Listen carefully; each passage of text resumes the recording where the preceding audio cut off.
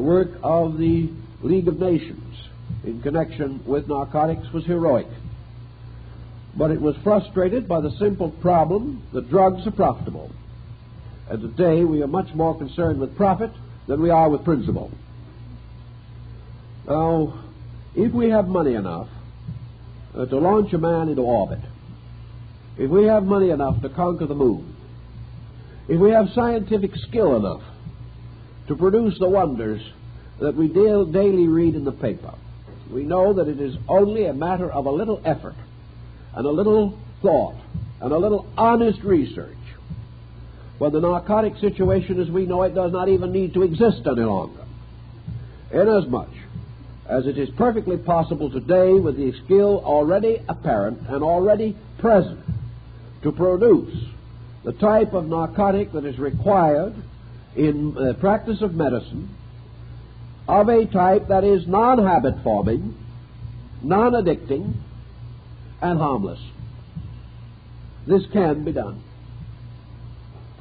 There is actually no need whatever in modern scientific process for the use of these dangerous habit-forming drugs that may contribute to so-called ordinary drug addiction or may contribute to the more specified and specific types known as medical addiction. In other words, it is quite possible that the legitimate need for what we call narcotic drugs can be completely solved without any further production of this material.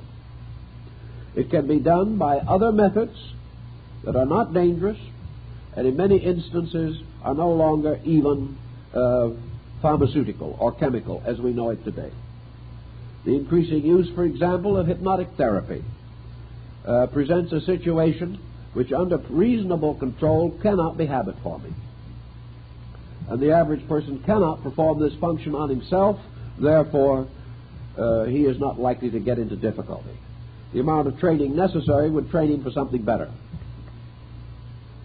The use of the narcotic, therefore, can be not only controlled, but within 5 years, with a little work and effort, could end entirely. But there is very little probability that this will be accomplished. It involves too many phases of our highly involved economic profit theory. But here is one way in which it could be fairly adequately handled. Now, your mature addict presents a whole series of other situations. Your mature drug addict is in most cases, of one way or another, a sick person. Your mature addict is an individual whose mature life experiences have reduced his individuality, have crippled his psychic integration, have left him frustrated, neurotic, bored, or perhaps downright sick. I think we must assume that any mature person who is able to read the daily newspaper, who is able to sit down and watch even a Western on television, is capable in 1 minute of quiet thinking of realizing what drug addiction will do to him. The proof, the evidence, everything necessary is not only available to him, but within the last 5 years has literally been thrown at him. There is no person above the level of a moron who does not know the danger of drug addiction. Therefore, the only answer to the problem is not that ignorance, but something else. And this something else is the pressure of what he terms necessity. In his case, he has already let go, and his addiction is one form of psychic suicide. He no longer really wants to live. He no longer really wants a decent, normal, proper way of life. He may even have reached the point where he does not believe that such normal, proper ways exist. He is personally disillusioned.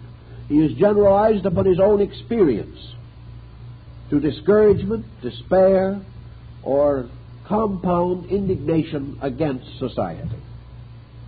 He may also be, and usually is, a person who has no resources in higher thinking, religion, philosophy, or things of this nature.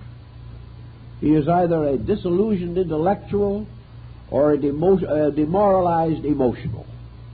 He is simply lacking integration value. And we find in every community a certain group of these individuals who, even without drug addiction, are no ornament to the community, but with it are very much less of an ornament. And these, in turn, become means for the distribution of the problem to others.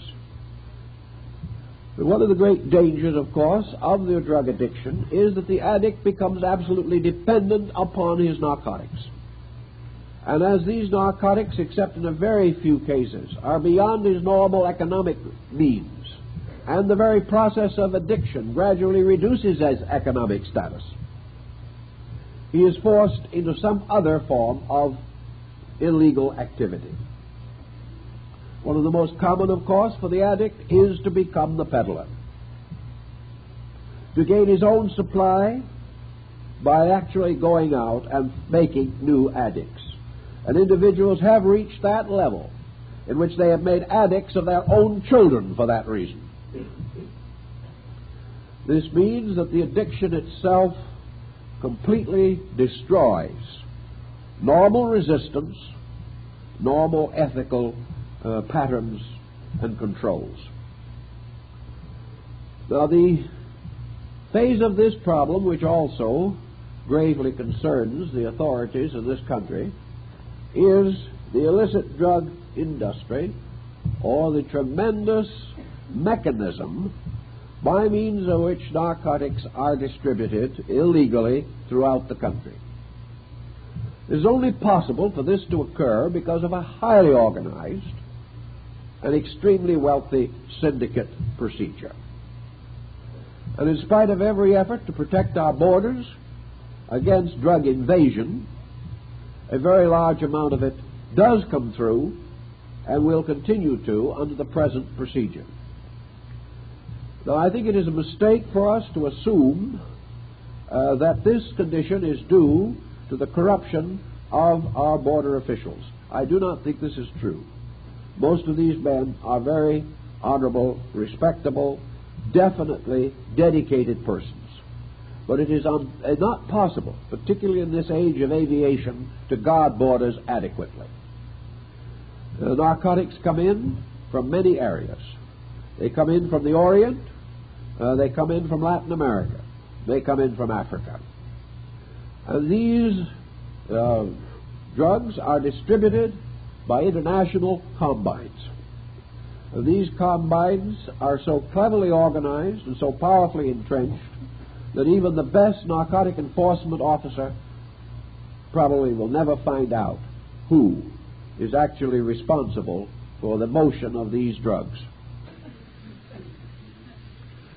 The basic cause for the problem is not to be reached on this level.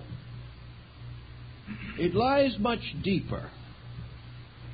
I think, for instance, in England, your average Englishman is not as ambitious as the average American. The average Englishman does not expect to become affluent overnight. The average Englishman, born in trade, expects to stay there. Born in profession, hopes he can maintain it. Born to wealth, hopes he can pay the taxes. It's an entirely different situation.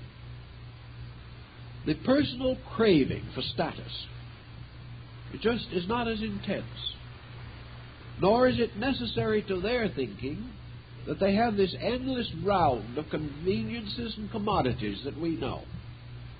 Only a few years ago, there were large hotels in London, maybe with 100, 200 rooms and one bathtub.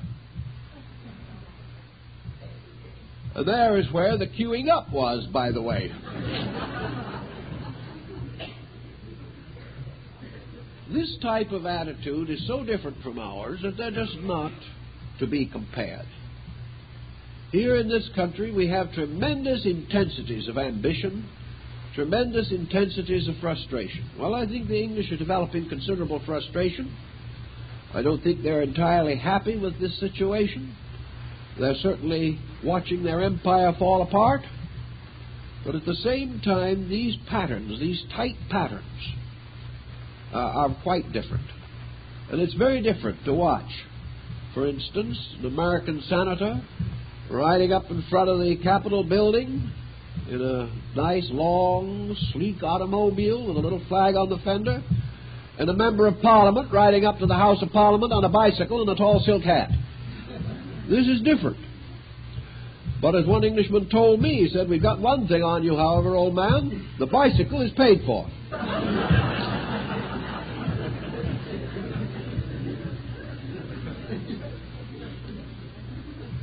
Up to a very few years ago, I can't tell you just how it is now, but up to the middle 40s at least, the average Englishman didn't have a bank account.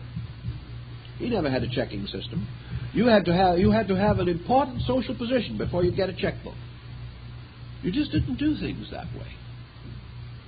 And while to us that's very backward, still this very backwardness, I think, does have a bearing on the fact that they're rather backward in their drug addiction also.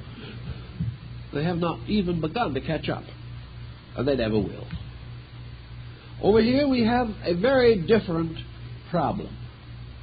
We have the individual beating himself into a constant fatigue about which and for which he has no remedy. We have another issue, I think, that we can't put into the reports, and this is the point I want to particularly stress for a few minutes anyway, and that is man is a being consisting of certain parts.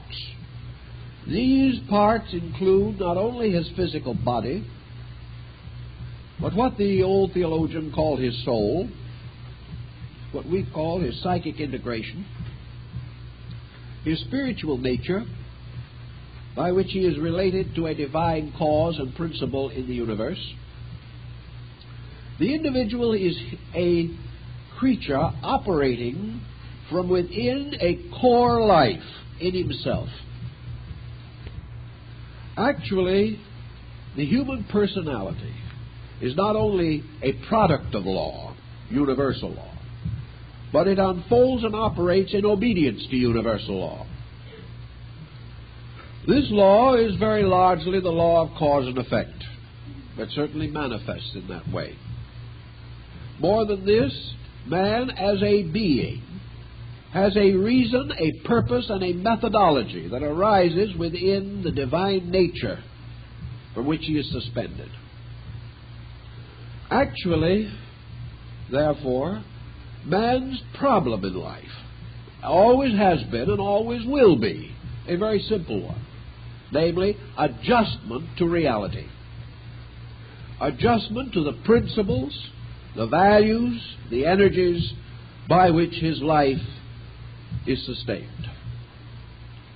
Therefore, that which violently disobeys or disregards the pattern of universal purpose must ultimately come in a head-on conflict with universal purpose. And in this conflict, there's no question as to who's going to win. Universal purpose is going to win. Man can differ from man, but man cannot differ from the essential laws governing the energies of his own existence. Nor can he neglect these laws, nor can he pervert them. Every effort that he makes to do so brings trouble to him. In some mysterious way, out of the infinite wisdom, man was finally bestowed a mind. This mind is to be the leader of his conduct. This mind, therefore, is the reason why he is a person. It is the reason why he is an individual. It is the reason why he is no longer a member, just a member of the animal kingdom. This mind has purposes. And the principal purpose that lies behind mental function is that the mind shall become more and more capable of intelligently leading the composite, objective life of the person. Therefore, mind over matter is a rule for man. The mind must, however, not only be a ruler, but it must be a just ruler. It must be an enlightened ruler. It cannot merely be an autocrat. In order to enlighten and justly govern, the mind itself must become informed, must be wise, must have essential knowledge sufficient to direct the processes of its own conduct. To attain this wisdom and this understanding, nature has provided a methodology, and this methodology is called experience. The individual, therefore, is continually placed in situations which challenge him, which require thought, judgment, understanding, dedication, devotion. These experiences are calling upon him continuously to be himself, to be his best self, and to provide him with the necessary instruments by which he can make right decisions, in which he can elevate principles above the pressures of prejudice and private ambition. Now, if we take this chain of vehicles, this perfectly simple, direct, natural procedure, and we interfere with it, what do we actually do? We attempt to bring the individual into some kind of satisfaction at the expense of his own consciousness. We attempt to say this, that consciousness itself is a moral agent, that it is a worrier under some conditions, that it warns us not to do what we should not do, that not only from our own experience, but from the atavistic experience of our tribe, it tells us some things we cannot do. If we insist upon trying to do them, we are in trouble. The mind, therefore, is like a parent with certain differences. The mind is forever capable of growing, building, knowing more, solving more. But in order to solve anything, the mind must gradually come into what Socrates calls a state of moderation. The moment the mind is used merely for the gratification of ambition, the individual is sick. The moment the mind is used only for the gratification of pleasure, the mind is thus sickened. The purpose of the mind is to contribute to the total growth of the person. Now, the total growth of the person is only possible if that person is allowed to exist in a condition in which they can grow. Now, there are two things that prevent a person from growing. One of these is to place that person or cause that person to place himself in a situation which he cannot control, which he cannot direct, and which, therefore, he becomes the victim of rather than the leader over. The second problem is to, in some way, destroy the conscious leadership of the mind and cause it to no longer draw the person to those principles which are right for him. These two situations are interrelated continuously. The average person today is not so natally stupid that they cannot govern or regulate their own conduct to a reasonable degree. But this regulation of conduct interferes with something that has become the fetish of our people in the last 50 years, and that is the inalienable right to do as we please. Unfortunately, not knowing what we please. Therefore, a more or less blind devotion to absolute freedom of action. We can discomfort, discourage, and afflict the mind by placing the person under heavy debt for which he sees no release, causing him to attempt to bluff his way into a career for which he is not fitted, creating or permitting to exist a home situation which is an utter frustration upon all involved. or by any one of a number of unreasonable situations, many of which today are associated with this eternal process of status seeking. When the mind reaches a point where it can no longer cope with its own physical problems, where its extravagances have become as habitual as a narcotic, where the debt and responsibility close around the person until he is unable to cope with it, at that time the individual ceases to grow, because he stops growing when he gives up, and he will give up if the obstacle is too big. It no longer remains a challenge. It becomes an absolute frustration. Under these conditions, we find a rapid deterioration of man's mental, emotional, psychic integration. The second situation very often is merely a manifestation of the first. The individual does not like to live in a constant conflict with his own character. His character says, live modestly. Situations cause him to say, I want to live extravagantly, or I must live extravagantly. The extravagance of the way of life and the natural cautions of the mind are in conflict. The individual knows he should not go in debt beyond a certain reasonable degree for essentials. But he wants things, or those around him want things. He hasn't strength enough to control his own wants, nor strength enough to direct the needs of those around him. So he gradually falls into these patterns. As this conflict becomes greater, it becomes subjectively obvious to the individual that his own life as a person is threatened. He is no longer an individual growing. He no longer has time to relax, to think, to meditate, to read good books. He has no longer any communion with life or nature. His idea of a day in nature today is a freeway at 60 miles an hour. He no longer has any peace in his own life. No chance to know himself. No chance actually to know the people around him, who are equally busy and have no interest in knowing him. This situation leads gradually to the psychic sense of futility. The individual's real purpose is frustrated. He sees no escape. Yet he knows he is a purposed creature. And he comes into a terrible, deadly locking. He has things within him which are bigger than his action.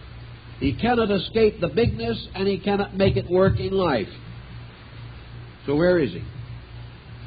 He is in danger of a mental breakdown, nervous breakdown. He may be one of that vast number, becoming a mental problem to the country and the world.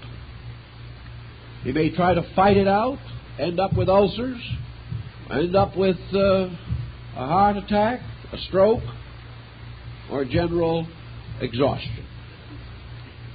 To cope with this situation and its total loss of value, the individual sees only one proper duty, and that is to stop the small, still voice that tells him he's a fool. Now, this is maybe a rather blunt way of putting it, but the time is getting short, so you'll excuse me if we leave the trimmings off.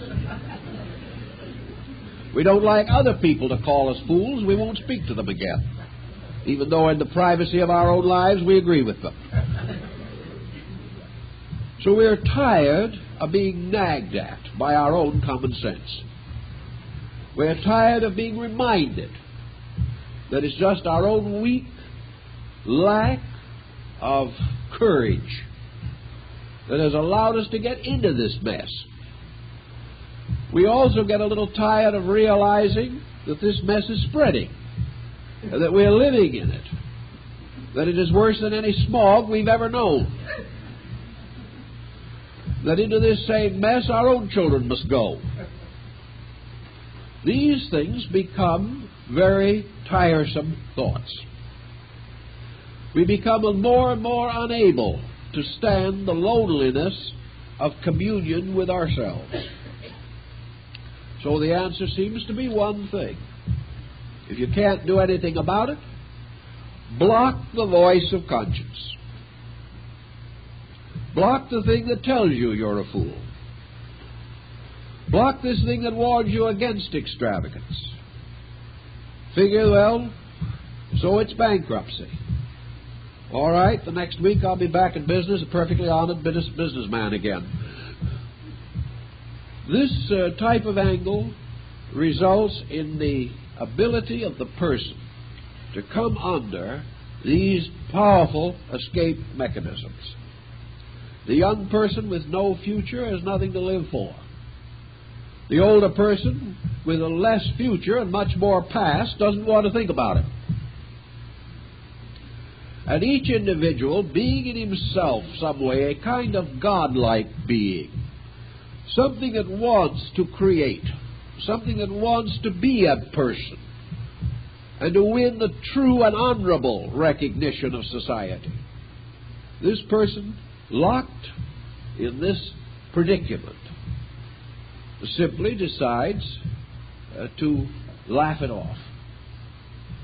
Decides that alcohol will give him the big laugh, that narcotics will gradually permit him to forget how foolish he is, will give him an opportunity for a moment to feel that he rules the universe. And then the morning after. I know men today in this town, several of them personally, or very nearly personally, who work 5 days a week. They just work themselves to death from 9 till 4:30 with about 5 coffee breaks. Not one of them has done an honest day's work in the last 5 years, by the way. But having reached payday, they proceed to take the pay and go on the weekend binge. Saturday and Sunday, you can't even find them. They couldn't find themselves in the most cases. Monday morning, they're a wreck. They go to work to sober up on the company payroll. They have a headache that is monumental. They are utterly miserable. They swear to you on Monday morning that never again in their lives will they take a drink. Friday night they start again, and have been doing this for years. This is living. And they will tell you that that weekend is the most important thing in the world. From about Tuesday to Friday, they think of nothing else. On Monday and Tuesday, they don't want to think about it at all. Now, this situation is certainly no human condition. And the only way it can endure is that the humanity of the individual has been so completely undermined that the value of life to that person is infinitely reduced. Now, of course, in Buddhism, Buddha pointed out in his day that where a situation of this kind pertains, and it pertained in his day, always has, that what the person is doing is taking a nice long span of years for which they had to work pretty hard. After all, it's quite a nuisance to be born, not only to other people but to yourself. It's not pleasant to go through the process of teething, the summer complaint, and gradually the childhood diseases. And it isn't easy to get over the remedies that we are now using for these ailments either. It's not too easy to go to school and grow and go through all the problems of adolescence, everything you can think of. It's not too easy to get out and try to make a living. It's kind of hard to get into this world and get, into some shape to do something. And so, having worked at this as hard as we have, lots of people just decide they're not going to do anything with the job. The Buddha pointed out that the answer to that is they will have the glorious privilege of going through it all over again. And if they decide to be alcoholics or narcotic addicts for the next 50 lives, at the end of those 50 lives, they will have to pick up where they should have started 50 lives earlier and still go on with it. That you can't get away with it. That nature has only one end that it will accept, and that's an intelligent human being. Until it produces that in the individual, it's going to pound that individual. It's going to pursue them closer than the nearest relative. It's going to demand of them everything until they finally decide to get up and do what is right and proper. Now, there's no particular reason why some of these principles should not be brought home to people more clearly than they have been.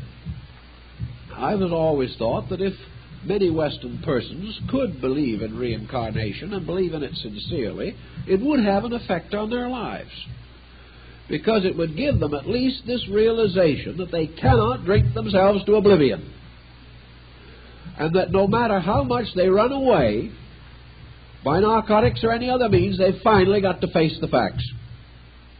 Under those conditions, why not face them early and get it over with? It's just exactly like the problem of military training. The teenager doesn't look forward to it with any great amount of pleasure.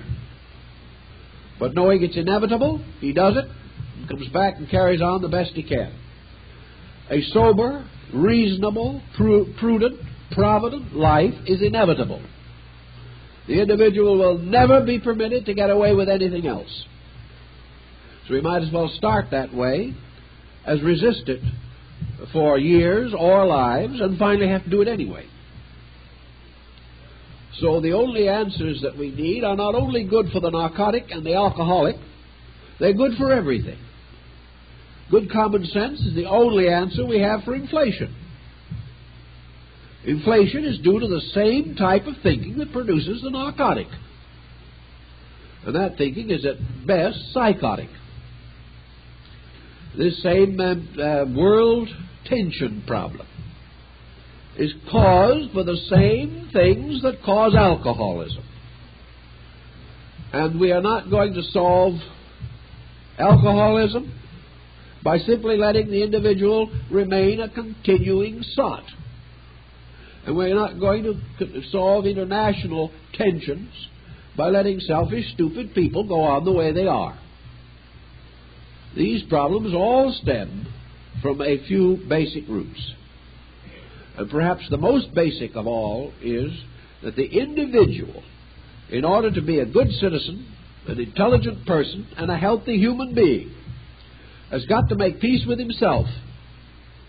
He's got to find out what is important in his own life, why his real values are, and he's got to live according to them. The moment his pressures are not uncontrollable, the narcotic syndicate will fall apart. That has nothing to do, because nobody wants to pay $20 or $30 for a shot of morphine if he's happy, contented, well-adjusted, and has important things he wants to do. You do not have to run away from yourself if you thought through your own life, decided what you needed to do, what you ought to do, and what you therefore choose to do. And if you choose to do that which nature intends you to do, you'll have no tensions of any great seriousness. Nature will supply the remedies for all natural, normal tensions. And in an extreme accident, a serious illness or something of that nature, science can come in and help over an emergency. But where a life is a psychological, continuous emergency, that life is being badly lived. And badly lived lives become winos. They become individuals whom we are profoundly sorry for, because life has simply been too big for them. But if we began at an earlier age to give these people values, and if observing their conditions we learn valuable lessons, nature will gradually heal these wounds, and things will work out all right for all concerned. But we cannot keep sowing the whirlwind and not continue to reap the whirlwind. So your narcotics problem and all of these problems reduce themselves to this simple problem of the individual who must either live straight or he cannot live with himself. And when he cannot live with himself, he is no good to himself and no good to anybody else. And that all the success in the world is not a compensation for the fact that you know inside that you are a failure. And any individual who can't say yes when he means yes and no when he means no is a failure. And an individual who does not say yes to the right things is a failure. And the only reason he doesn't do it is because he hasn't developed his own natural resources. And this lack of development, or the perversion of developed faculties, that gets him into trouble. So the narcotic problem can be solved by a kind of education. But it's the kind of education in which the individual begins to understand his own nature, how he is constituted, why he is constituted that way, and why it is that he must keep the rules. And by keeping the rules will keep him. If he doesn't do this, he's just in trouble. Time's up.